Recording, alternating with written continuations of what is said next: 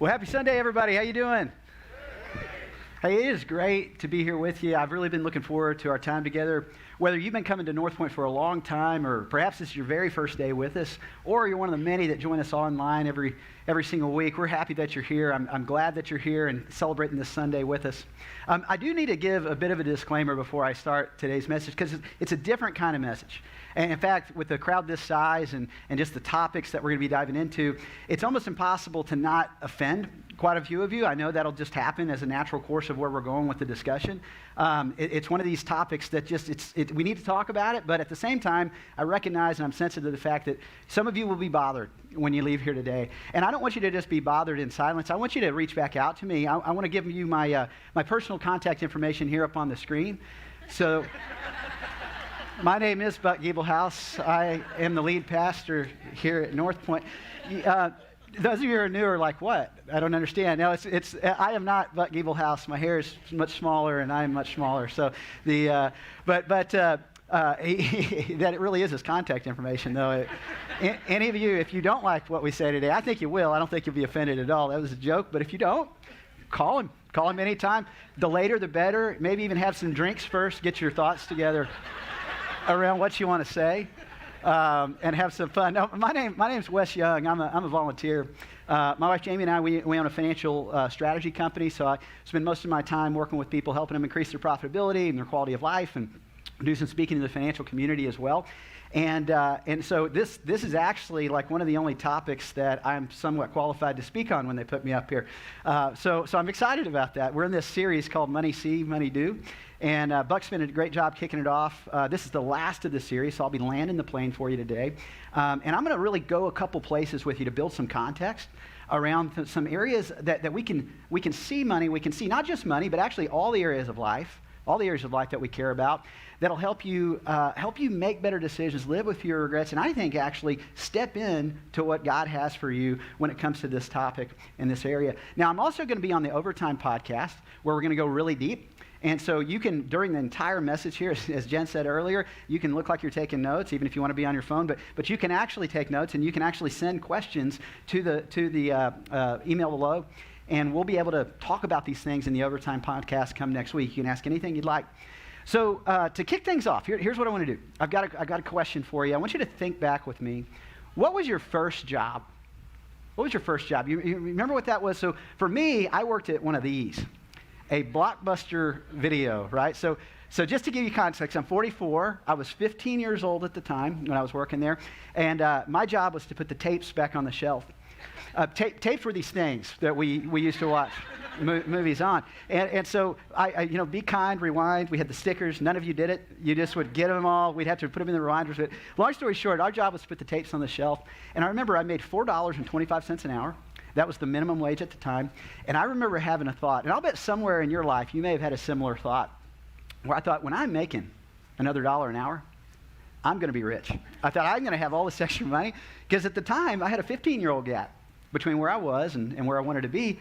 You gave me another $1 an hour, it got everything on my list, right? I mean, like that was as big as I could think at the time. And funny thing, you would also look at people that were a couple levels above you economically and think, how do these people have economic problems? They should be throwing a party. They have so much more money than I do, And the funniest thing, though, is years later, I was making a whole lot more money. And do you think my gap went away between where I was and where I wanted to be? No, in fact, I think it got bigger and more complicated, which is one of the truths I want to start off with this here today, because I think it's so relevant to how we live, not just our financial life, but all aspects of life. I think there's a truth that all of us have a gap between where we are and where we want to be. And that gap never goes away. It just moves. It's kind of like the horizon, right? The further down you get towards it, it seems like it just keeps pushing out, that I've got this desire in me that I want to create a future that does not yet exist. And the closer I get, it seems like that continues to evolve and change. And actually, I think when we're healthy, this is one of the most beautiful things about people. Because this anticipation lives in the gap between where I am and where I want to be. And you can have progress that happens in that gap that causes you to do things, to want to create a beautiful life, that wants to create things to move in a better direction for the future. It's where faith lives, right? Faith is the substance of things we all hope for, the evidence of things we've not yet seen. And I think there's a certain energy to that. Oftentimes when we talk about this, people might say, well, what about being peaceful or at peace with where you are? And I agree that you should have that, but I think there's a big difference between being peaceful for where you are and passivity. And I think peace has nothing to do with the absence of ambition. I think we were built to make things better. We were built to live in that faith gap and want to stir up a bigger vision than our current today. And I think, honestly, if you don't have that, you cannot be at peace. Because I think what you slip into is a state of passivity, where your memories exceed your dreams. And that's a really, really heavy way to live. And you can get there, I think, a couple different ways. I think one way is different failures in life. You know, sometimes you had a dream you were pushing towards, and that dream didn't work out, and it just feels like you don't even want to try again. And you find yourself in this heavy place of passivity where you're just sitting where you are, no bigger vision of your future, where you want to go. I also think success has the capacity to do this, because you might have achieved some things that really were meaningful to you, and you got to that pinnacle, you got to that point, and then all of a sudden, it's like, well, is there anything else? And we slip into this place of passivity. In fact, did you know there's actually a retirement statistic out there that people who worked all their lives, and maybe that was their gap, if I could get to the place where work is optional. And listen, professionally, I help people do that, so I'm not against that at all. I think you should have that as an objective. But if your whole objective is to get there, and then you have no other thing that you're putting your purpose into going forward, did you know statistically people die within like 5 years of retirement because there's no greater purpose? Doesn't mean you have to keep doing what you've always done, but we've got to have a purpose bigger than our current today. Something that we get excited about, that's going to make a big impact, that we think is beautiful. So that passivity is a way that it can cause life to feel really, really heavy. Here's the tricky part. And this is, we're going to have some fun with this today, because the tricky part is the opposite can be equally as heavy. I am an Enneagram 7, and if those of you who don't know what that is, it's like an ancient personality profiling system. And all you need to know about a 7 is that they call them an enthusiastic visionary. So this is more my problem. I can get so far into the future with where we could go and what's possible that I'm not paying much attention to today. I'm not even happy with where I am on my way to where I'm going, because I'm so future focused. And many of you in the room, super high achievers, people that get, super excited about progress in the future, it gets really easy to do that, where you're so focused about where you're not that you're not even enjoying where you are. And here's the thing with that. That's heavy too. Because what did we say in the beginning? All of us have this gap between where we are and where we want to be that never goes away, it just moves. So if I'm waiting for some fictitious end to get to, like I think once I achieve this level of success or accomplish this or do this with work or money or whatever it might be, that eventually I can rest, I will spend my entire life in a state of unrest, because you're on a journey that will not stop this side of eternity. And I need to understand that I can live heavy in both, because I'm so focused on the future, I don't enjoy where I am.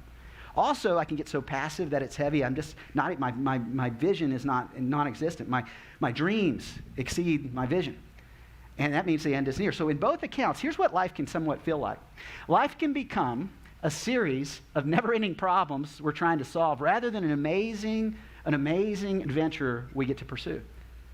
And none of us want a life like that. When you set out and you think about the future you're in, I want things to feel just heavy.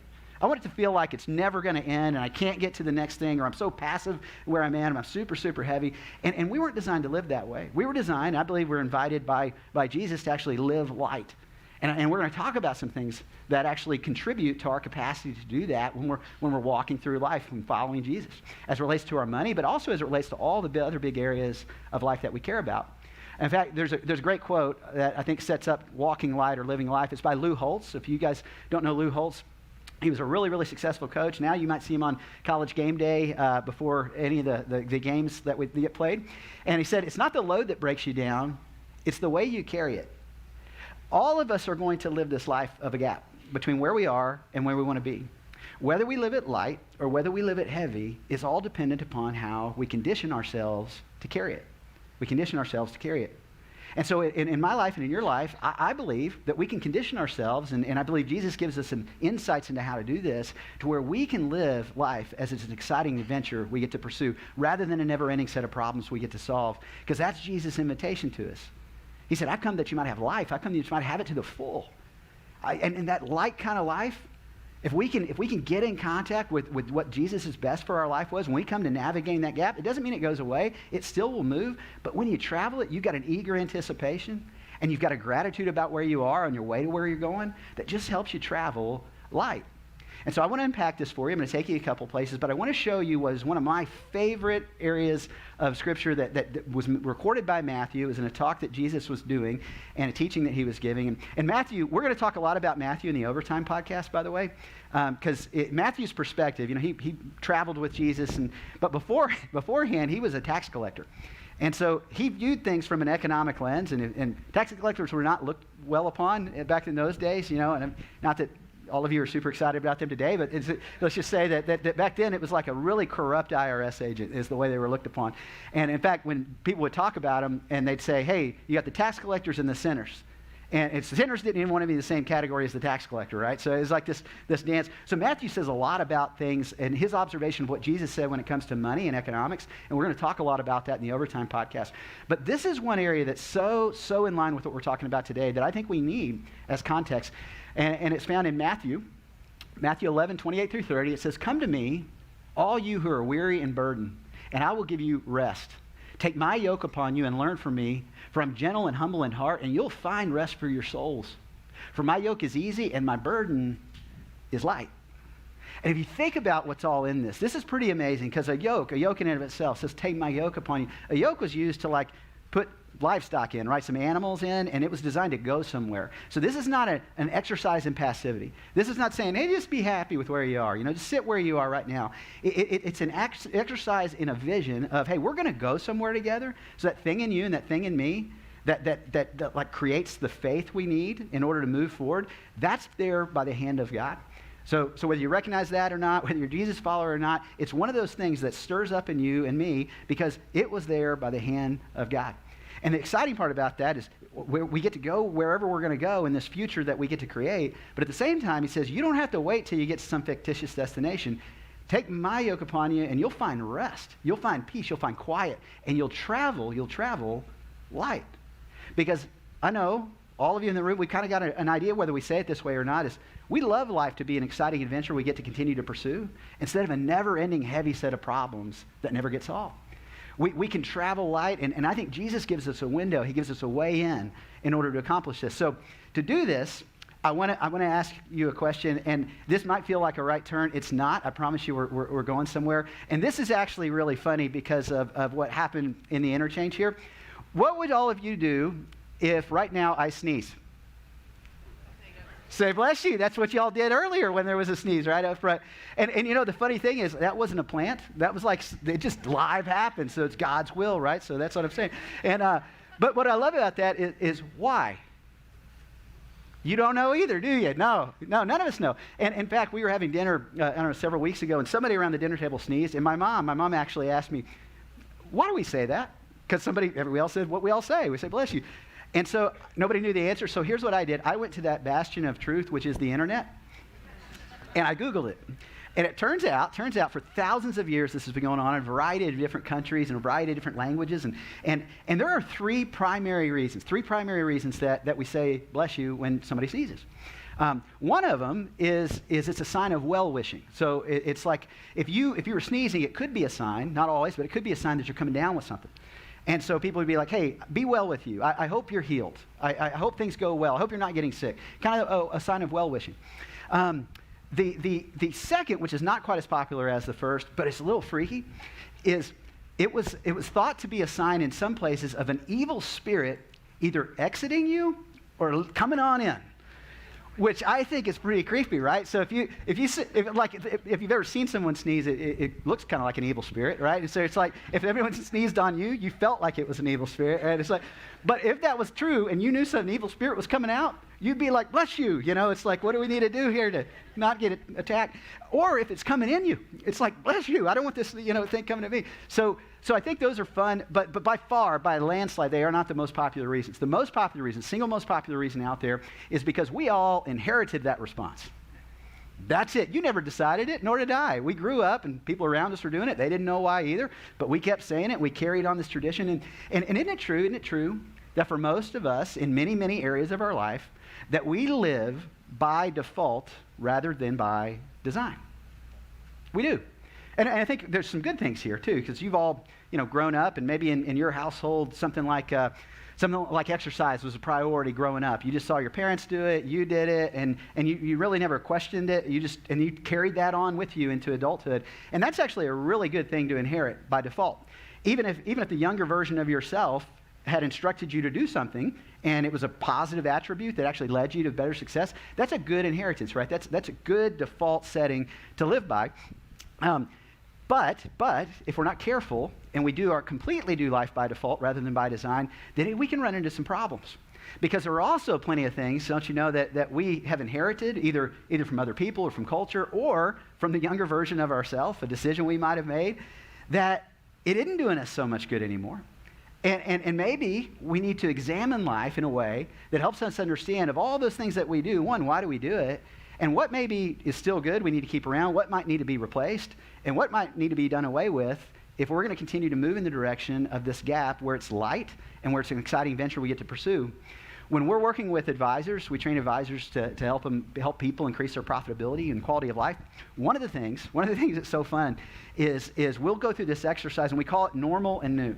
So all of us in this room have a normal. We have a current way we go about approaching life in all the areas of life that we care about. Right, whether it's financial life, relationships, professional life, physical health, spiritual life, all the big areas we care about, and it's our default, right? It's muscle memory, it's pattern life, and for some extent we need that. Now all of us can also have a new. A new is a future different way of doing all that same stuff. And this is what I think is just a really important statement. One of our greatest opportunities to recognize our future possibilities is not about abandoning your normal necessarily. It's also not about rejecting new. It's about keeping tension between the two. It's about living a well-examined life to determine what of that default do I want to keep, what do I want to throw out, and what new do I want to blend in that may actually help me by design take things to a new level. Because if not, what can happen is we may end up, let me ask you, when's the last time any of you rented a movie from Blockbuster Video? Right? Didn't gonna happen. You know why? Because at one point they were a great home entertainment company. And they had a normal that they'd built, a muscle memory way of making progress and success. And then all of a sudden, they quit asking the question, right? They quit doing life by design and just were doing it by default. And in so doing, they became beautifully prepared for a world that no longer existed. And there are things in my life and things in your life that we probably need to update. We probably need to upgrade because we're operating off old software that maybe was even useful at a time, but now where we want to go and who we've become, maybe we need to update that and move to a new place. And so to do that, instead, so I just want you to flip it around, basically. I just want you to live life by design rather than by default. I want you to live life by design rather than by default. And that just requires a little bit of forethought, a little bit of time and attention. And what I want to give you today is an exercise that I've just seen be super, super useful in the life of many, many high performers. And not just high performers, but there are some people, they may do some things successfully that you would like. You'd like to have their money, or you'd like to have their business or their situation in a variety of different conditions. But you wouldn't want their life. You don't like who they are, right? And so I'm talking about there is ways where we can not only get a lot of great progress in the future, but we can become something we're proud of in the process. And we can actually enjoy that gap between where we are and where we want to be in a way that's light, where we can have fun with it, where it's not a task-centered dread, an endless set of problems that we're constantly trying to solve. And this is true with our money, and it's true in every other aspect of life. And so we're going to talk about this exercise. It's really two parts. Okay, so first part is this, I want you to design an exciting vision and a grateful condition. An exciting vision and grateful condition. So if you've ever studied King Solomon, if you are interested in like having an above average life financially, King Solomon's a great person to study. He was one of the wealthiest people to ever live. And if you've ever bought a person, like a success book, if you're a reader, you're not a Bible reader, you don't know, you're here because somebody promised you lunch, so God bless you. And you're here because somebody promised you lunch. But let me just tell you, if you've ever bought a book and you've read it because you thought it would make your life better, make you better at life, I would read some of the writings of Solomon because he was super successful financially. And one of the things he noted in one of his books is without a vision, people perish. Without a vision, people give up on life. They become passive. And one of the things we're invited into is not to live a passive life.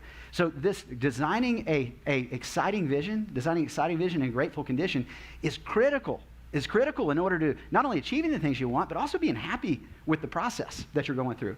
So here's what I would invite you to do. I want you to do this. In all the big areas of life, create a 3-year vision.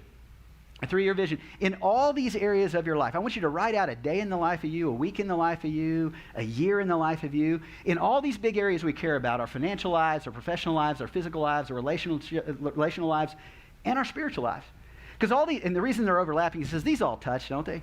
I mean, some of us, and I can tell you myself, I've been historically good at really focusing in on one area, just the way I'm wired, like the business area. But if I'm not careful, I'll so focus there, I don't give enough time and attention to the other circles. So you have to do this in a way where all of them touch in order to really be fulfilled. Because, you've probably seen stories, and I could tell you a lot of them, where people may have spent the early part of their life focusing on getting wealth and neglecting their health. And then they spent the last half of their life giving back all that wealth to regain their health. Or maybe they wanted to build a really impactful business, and so they spent all their time focusing on the vision there and moving towards that, while all the time neglecting the relationships of the people they cared about most. And you'll never be happier than the quality of your relationships. And so this has got to be holistic. It really does. So it's like when we're talking about money see, money do, one of the things we could not get out of this series not do is talk about that you've got to look at it holistically. Money is a part. It is a means, right? It's not an end. But it is a part, and it is a pretty important part that we need to talk about, but you got to talk about in relationship to everything else if you're going to live a holistic, fulfilling life. So create that vision, really have some fun with it. I mean, flavor it with the mood you're in, and a couple cool goals I'd tell you is, don't just have getting goals. Getting goals, have becoming goals too. So getting goals are important. Getting goals are like, I want to get to the place where we're saving 10% of our income into investments, right? That could be a good getting goal. Or I want to get to the place where we're giving away 10% of the income that we make. Or I want to get to the place where work has become optional. And I'd like to keep it that way if it already is. Those are great. Have those goals. I want you to have those goals. But don't do them solely without having becoming goals. Because what are you becoming in the process of what you're pursuing? What are you becoming in the process of what you're pursuing? Because I don't think any hands would go up in this room if we'd say, hey, yeah, you hit your great getting goals financially, and I became a super greedy person, right? That's not nobody's list. Nobody says, I hope I'm just super greedy. No, we say, well, we'd like to be generous, and greed, while we're on the greed thing, we'll play this out, because it could be any aspect of life, but greed, Buck talked about last week, is one of those things that's so difficult to see in the mirror. And I think I know why. You know why? I think it's because we never compare ourselves to generous people when we don't want to feel greedy. We compare ourselves to other greedy people, like people that are greedier than us, or in fact, this is a fun exercise. You ever watch the show American Greed? Anybody? It's pretty fascinating. Yeah, I love it. Maybe too much sometimes, but it's like these great stories, and you can go to YouTube and put American Greed. You'll get a ton of them today, and then you'll be in the YouTube hole for the rest of the afternoon. But you could say this is church research, right? So it's fine. So you get in there, in American Greed, it's like these terrible, terrible stories of people that defrauded charities and people that trusted them in their lives that they cared about and just lived in this way. You're going, oh my God. But here's the thing. When you're done watching it, you leave and go, I'm a pretty good guy, I mean, I am so generous relative to the American Greed. In fact, here's a quote from American Greed. His lust for money, fast cars, and women caused him to embezzle $25 million from friends, family, and charity. That's a real quote from actually something that happened in America. And the guy's voice is super deep, so he's like, and charity. So it's like you just feel the weight of the greed on it, and it's like, I'm a pretty good person. And or you watch movies. Did you guys, anybody ever see The Wolf of Wall Street in here? It's okay, Buck's not here. You can raise your hand. It's fine. The Wolf of Wall Street, and played by Leonardo DiCaprio, and it was about Jordan Belfort. True story. And this guy defrauded, basically using different market things and getting a unique group of people around him. And they embezzled, or basically embezzled from people in the markets, millions and millions, hundreds of millions of dollars. And then the lifestyle and everything along with it. You watch that, you watch Wolf of Wall Street, and you just leave there going, I am a saint. I just feel I'm so generous. In fact, you want to see, there's a quote from the Wolf of Wall Street. We couldn't quote anything from the Wolf of Wall Street. Yeah, there was not a word, not in church anyway. So, no, but it is true. So listen, whatever it is, have those getting goals and becoming goals, build that vision, make this exciting. This is the future you're going to design. You're not just going to default into something. You're not going to let life happen to you. You get to decide. You get to create. You're created being by a created being. So you get to do that. And Jesus invites you into that. Let's go somewhere together. Let's create the vision. And let's talk about not only where we want to go, but who we're becoming in the process of what we're pursuing. And then I want you to back it down, because you need to make it real tangible. I want you to do a 90-day milestone. So if you have this big 3-year vision, weight loss is a really easy one, so we'll use that one. Let's say you want to lose 50 pounds in 3 years. Well, in 90 days, maybe 3 pounds is good. So maybe that's the 90-day milestone. Whatever it is, in all these different areas, come up with it. Just decide it for your life.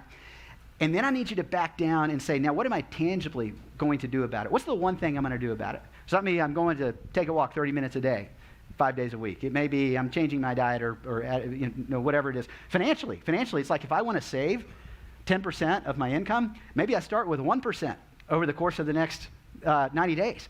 And maybe I do a spending plan. And we're going to talk a lot about that in the overtime, all these strategies and tactics, because depending where you are in your journey, some are going to be more relevant than others. There are foundational things like Buck talked about in weeks 1 and 2 that, the Give, Save, Live is a pretty good template for putting you in a position to receive the kind of future that probably you would say you would want.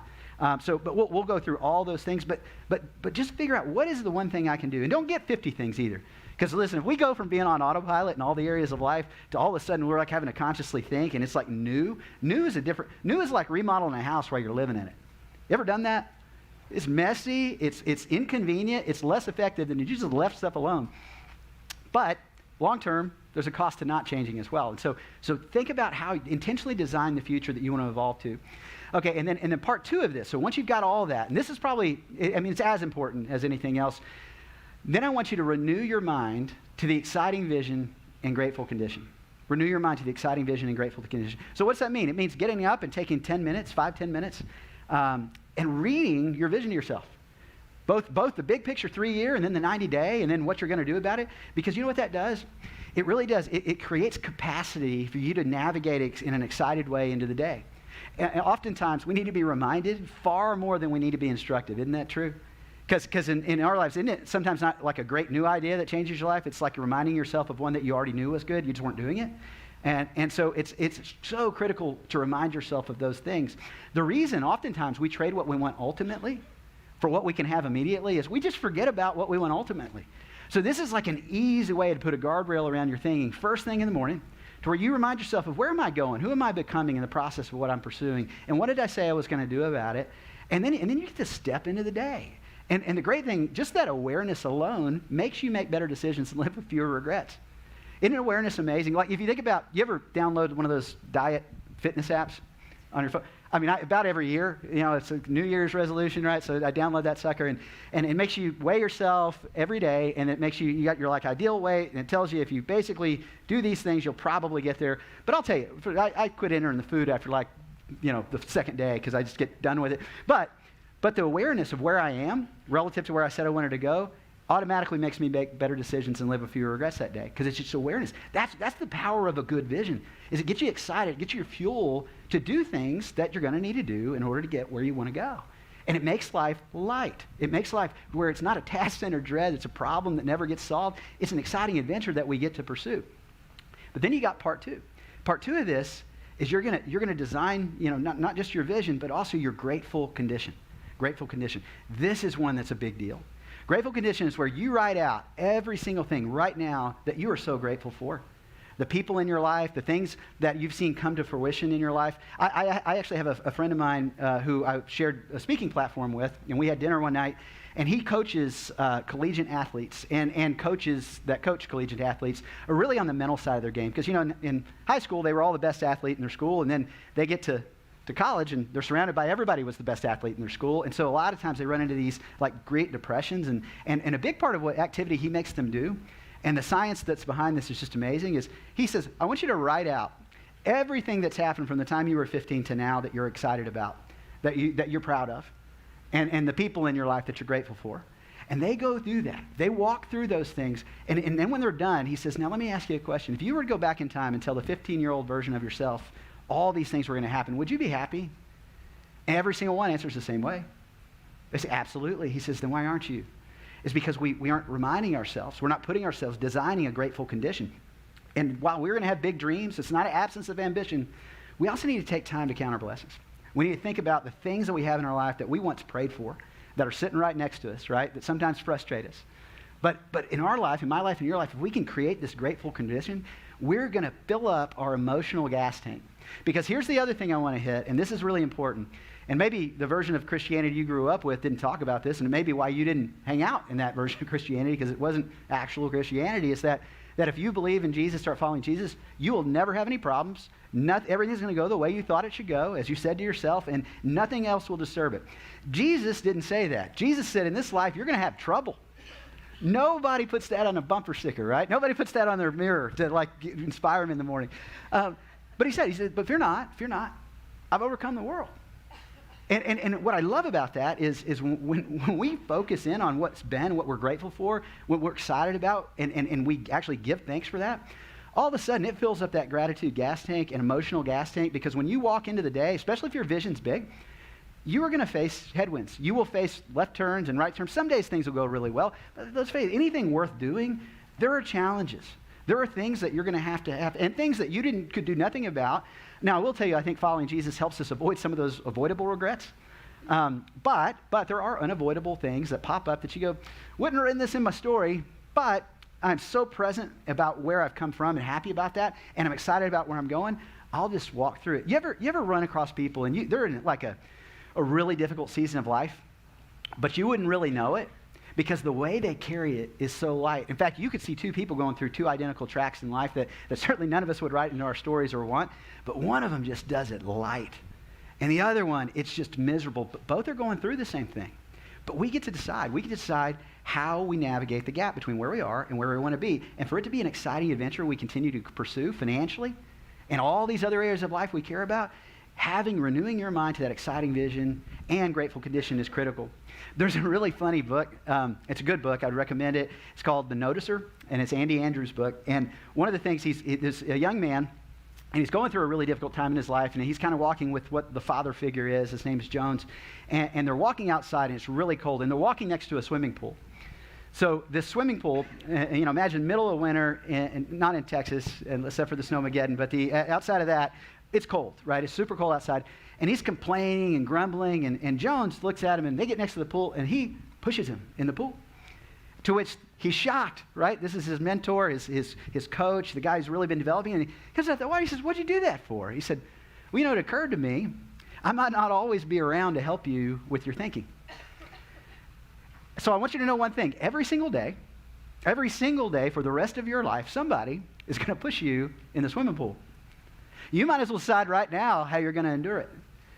And I believe that. You know what? To some extent, every day, somebody's going to push you in the swimming pool.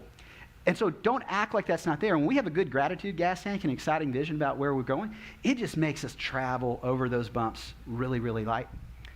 Really, really light. So I love this. And I think to kind of wrap this up, and again, we'll be doing overtime and later. I want to tell you a story about someone in my life who I've just seen his entire life travel really, really light. And I could tell you story after story, but I want to tell you like one of the most difficult stories I've ever seen him go through in his life, and it's my dad.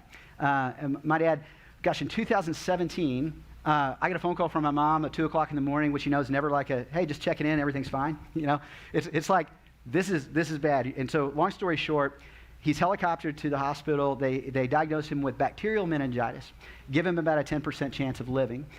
Through the course of many months, it was back and forth. Sometimes they were saying, you might want to get all your relatives here to say goodbye. Lost his pulse once, called code blue, had a tracheotomy in, got pneumonia. This on and on and on. And until one day, he just started kind of turning the corner. And he was kind of out of it. He always calls it his little vacation where he was gone, and then all of a sudden he woke up one day, right? And but when he did woke up, and he was ready to go home finally, he looked like this. And this was I went through a lot of pictures that some of them were just gross. You couldn't even look at him here in church. But he looked like this. And here's what they said. They said, well, yeah, he can go home. He might never see correctly again out of his right eye, which is why you see he's got that patch on it. And also, he will probably never walk without the assistance of a walker. And to let you know where my dad was at before that, he's run like Pikes Peak Marathon. That's up Pikes Peak and back down multiple times. So he's a really healthy guy. And always outdoors, loves adventure, loves those kind of things. So this diagnosis, and they said, and you'll probably never be able to eat again because the tubes that had gone down his throat had so damaged his epiglottis, I think is what it's called, that it wasn't functioning correctly. So he had what he affectionately called Phillip, which was his tube that went in his stomach that he would fill up with protein powder. Yeah. That's dad joke, right? So, so we had all that. And listen, my dad loves to eat. If you're around him, you will know that like he loves to exercise and eat, which is good because they go well together. But he couldn't do that. But if you were to talk to my dad in those moments, now he never for a moment believed in his head that he couldn't overcome those things with Jesus' help. He believes in miracles. He believes that you can overcome everything, that it's possible. But he also knows that, hey, even if he doesn't, he says, I have a big vision of where I want to go. I want to run again. I want to be able to exercise. I want to be back to my full. I want to eat again. But even if he doesn't, let me tell you about what I'm grateful about. And you never get around him without him talking to you about how many things he was appreciative of that had happened in his life. And just had this grateful spirit about him. He was just traveling light. And every day I saw him work. Some days he stood up for 5 minutes today on my own before I had to sit down. And I was able to go outside today and walk without assistance for a little time. Now I'm going to fast forward to the end so you can kind of see where he is at today. Here's another picture we took about 6 months later. Yeah. Hey, and he's in the audience. He's sitting right over there if anybody wants to go, he's like a walking miracle, right? But, yeah.